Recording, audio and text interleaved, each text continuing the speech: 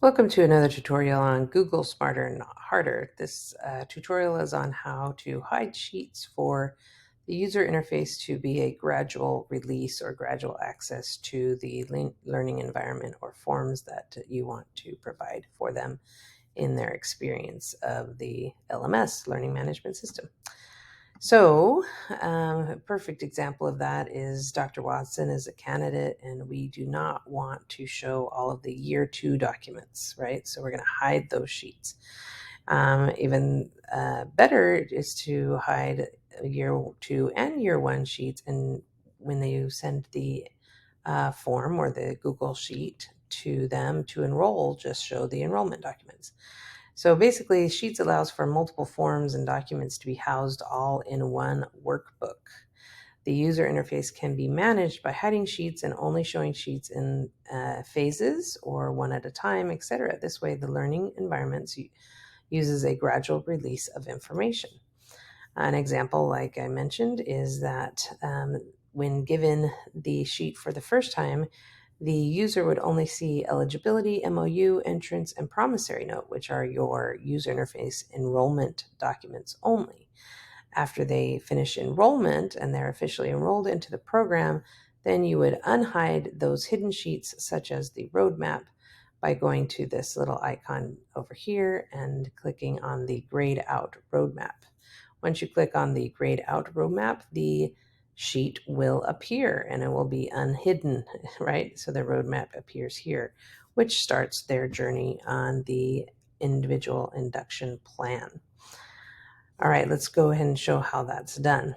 One important note is you would want to hide all the tabs that, or sheets, I should say, prior to making a copy for Dr. Watson and others, right? So this is my master copy. You can see over here. I'm going to hide all of these other sheets or documents, and just want to show the first 4 documents or 4 sheets, which are my enrollment documents. So all I do is I scroll over here, go to the very last one, which is the rubric, and I click on this drop down arrow and I choose hide sheet and it hides it. I do that to the next one, hide sheet, and I keep hiding all of these year 1 documents because I don't want my candidate to see all these documents. Plus, that's too much information all at once. I'm just going to hide the inquiries and the triad meeting and the self-assessment and the roadmap. Okay. Now I just have my 4 enrollment documents. Now, the candidate will not be able to unhide these. Okay, so when I click on this, these will be grayed out. If they try to select one, it will not unhide for them because they are protected sheets. Only you can open up these sheets when it is time, meaning once they're fully enrolled, then you can go ahead and start the induction learning environment with the roadmap. So again, you want to do this prior to sending it out to Dr. Watson, right?